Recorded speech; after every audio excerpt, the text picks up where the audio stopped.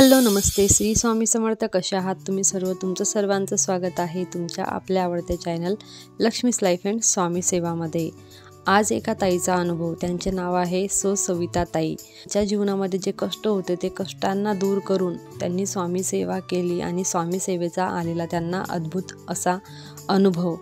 चला तर त्या ताईचा अनुभव ऐकूया. पण तत्पूर्वी जर का तुम्ही चॅनलला सबस्क्राईब केलं नसेल तर चॅनलला सबस्क्राईब करा, बेल आयकन प्रेस करा, कारण येणारे नवीन नवीन व्हिडिओ जे असतील ते त्यांचे नोटिफिकेशन तुम्हाला मिळेल. चला तर ऐकूया त्या ताईंचा अनुभव. सर्वप्रथम ताई म्हणतात, सर्वांना श्री स्वामी समर्थ आणि स्वामी समर्थ महाराजांना त्रिवार वंदन. माझा अनुभव असा की मी स्वामी समर्थ महाराजांच्या सेवेमध्ये अचानक आली आणि स्वामींनी माझ्या आयुष्याचे सोने केले असा माझा अनुभव आहे. मला 2 मुली आहे. माझे मिस्टर आणि मी, आम्ही आमच्या घरात आनंदाने राहत होतो. गरिबीचा संसार आमचा, कष्टाचा संसार, मेहनत करत होतो पण आनंदाने राहत होतो. पण आमच्या आयुष्यामध्ये सर्वात टेन्शनची वस्तू म्हणजे माझ्या मिस्टरांना व्यसन, ते म्हणजे दारूचं. आणि विषय असा की आमची परिस्थिती एवढी चांगली नव्हती. रोज आम्ही जे मजदुरी करायचे त्याच्याच पैशाच्या खर्चामध्ये आम्ही आमच्या मुलीचं शिक्षण करत होते आणि माझे मिस्टर त्याच पैशामधून व्यसन करता इतका त्रास द्यायचा. म्हणजे दारू प्यायचं व्यसन ज्या व्यक्तीला असलं तो व्यक्ती घरामध्ये पैसे टिकू नाही देत. आणि माझे मिस्टर मला खूप त्रास द्यायचे. म्हणजे थोडेफार पैसे आम्ही कमवले, रोजचे मजदुरी करून आले की त्याच्यातले अर्धे पैसे तर ते माझे मिस्टर दारूमध्ये उडवून टाकत होते. मी खूप त्रासली होती ह्या त्रासाला आणि घरामध्ये खूप भांडणं व्हायचे. असं तर दुसरं काही नाही. म्हणजे स्वभाव त्यांचा चांगला होता पण ते व्यसनाच्या खूप अधीन झालेले होते. आणि आमच्या शेजारी एक काकू होत्या. त्या काकू स्वामींना खूप मानत होत्या. त्या स्वामींच्या मठामध्ये नेहमी जायच्या. मला पण त्या म्हणायच्या की चाल माझ्यासोबत. गुरुवार असला की त्या मठामध्ये जायच्या तेव्हा मला म्हणत होत्या की तू पण माझ्यासोबत चाल. पण मला नाही आवडत होतं. तरी पण एके दिवशी इतके भांडणं आमच्या घरी चालू झाले आणि माझे मिस्टर हे ड्रिंक करून आले. मला असं वाटलं जाऊ दे, घरामध्ये राहू, भांडणं होतील, त्यापेक्षा आपण ह्या काकूंसोबत जाऊया. तर मी त्या काकूंसोबत मठामध्ये गेली.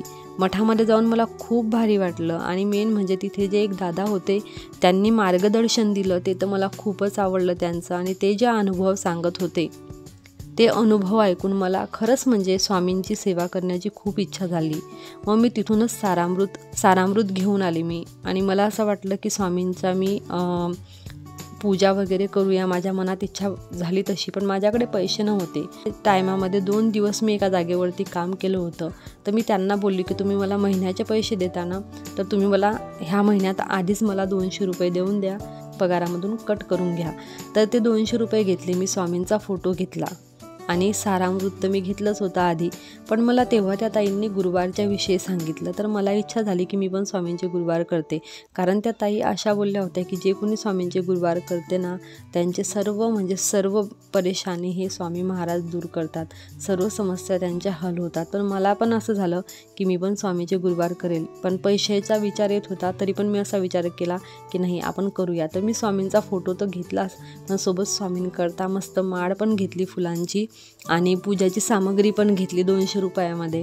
आणि घरी आली आणि विचार केला उद्याच्या दिवशी गुरुवार करेल. पण स्वामींचा फोटो पाहून माझे मिस्टर जे दारू पिऊन आले होते त्यांनी स्वामींचा फोटो पाहिला आणि तो फोटो पाहून त्यांना भलतंच काहीतरी बोलू लागले.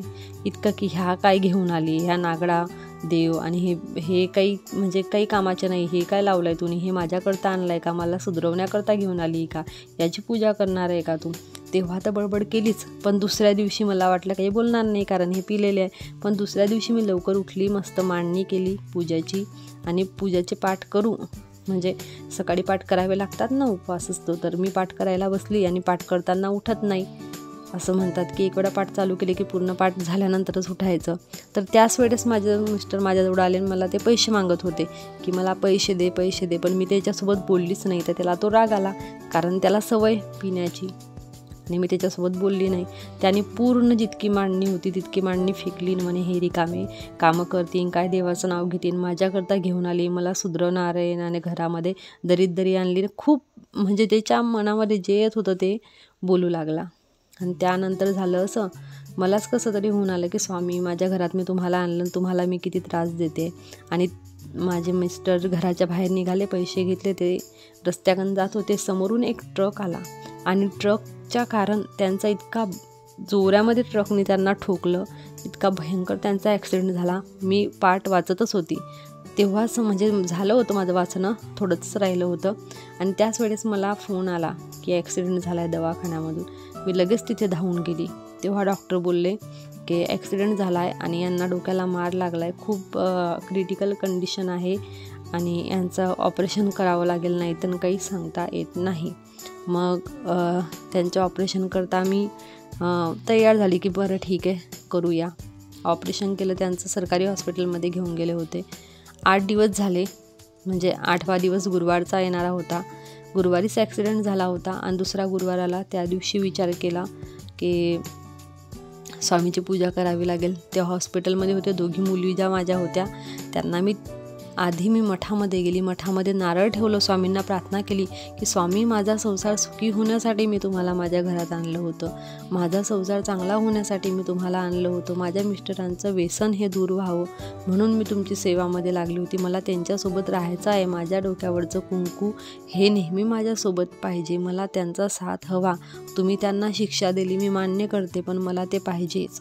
मी खूप प्रार्थना केली स्वामींना मी हेच सांगलं की माझा संसार सोन्याचा होण्यासाठीच आणि माझे मिस्टर सुधारण्यासाठीच, त्यांचं व्यसन दूर होण्यासाठीच मी तुमची सेवा चालू केली होती आणि तुम्ही हे काय केलं, त्यांना बरं करा असं म्हणून मी स्वामींना प्रार्थना केली. घरी गेली, घरी पाठ चालू केले. मी गुरुवार होता म्हणून मांडणी वगैरे केली, पण माझं काही लक्ष लागत नव्हतं, पूर्ण लक्ष इकडेच होतं. खूप रडू येत होता, काही समजत नव्हतं काय होणार आहे म्हणून. मग त्यानंतर झालं असं, पाठ वगैरे झाले, टिफिन वगैरे घेऊन आली आणि माझ्या मिस्टरांजवळ मी गेली. तर त्या दिवशी चमत्कार असा घडला दुसऱ्या गुरुवारी की ते माझ्यासोबत बोलले. त्यांनी मला जवळ बोलवलं आणि त्यांनी मला सांगितलं की मला माफ कर, मी तुझा खूप मोठा गुन्हा केला आहे, माझ्याकडून खूप मोठी चूक झाली आहे. ज्या वेळेस मी घरून ते सर्व मांडणी जे तू मांडलेली होती पूजेची ते सर्व फेकली आणि मी निघालो आणि माझा ॲक्सिडेंट झाला. तर पडताना मला माझ्या कानामध्ये आवाज येत होता की जो कोणी माझ्या भक्ताला त्रास देतो तो मला आवडत नाही आणि त्याला मला शिक्षा द्यावीच लागते आणि तू हे चुकीचं केलं आहे, माझ्या भक्तांना तू कशाला त्रास देतोस, असे मला माझ्या कानाजवळ आवाज ऐकू येत होते. आणि हे सर्व स्वामींनीच केलं आहे. मी स्वामींचा खूप अनादर केला, मी स्वामींचा खूप अपमान केला, पण मला माफ करा, आता मी कधीच करणार नाही आणि मी शपथ खातो आजपासून मी कधीच दारूलाही हात लावणार नाही आणि स्वामींची सेवाही मी करेल. आणि त्यांनी मला तसे म्हणजे वचन दिले आणि ते पण आता स्वामींची सेवा करतात. मेन म्हणजे त्या दिवशी आम्ही घरी आलो, स्वामींचा नमस्कार केला, त्यांची तब्येतही बरी आहे. आता माझ्या घरामध्ये जितके पैसे आम्ही कमवून आणतात तितके पैसे माझ्या घरामध्ये, माझ्या संसारामध्ये चांगल्या कामाकरताच वापरले जातात. माझ्या नवऱ्याला आता व्यसन राहिलं नाही गुरुवारचे उपवास करण्याच्या, कारण माझ्या मिस्टरांची दारूही सुटली आणि ते एक स्वामी सेवेकरीही झाले, स्वामी भक्तही झाले. तर असा माझा छोटासा सुंदर अनुभव होता. श्री स्वामी समर्थ. श्री स्वामी समर्थ. कसा वाटला तुम्हाला अनुभव? खूप छान आहे ना? आवडला असेल तर लाईक करा आणि कमेंट करून सांगा. असे आपले हे स्वामी आणि स्वामी समर्थ महाराज सर्वांनाच अनुभव देतात.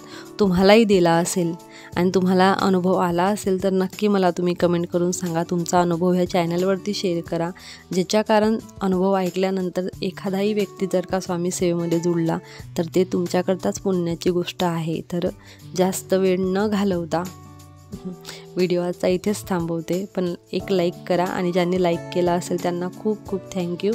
झालेली सेवा माझ्या स्वामी यांच्या चरणी अर्पण करते. श्री स्वामी समर्थ.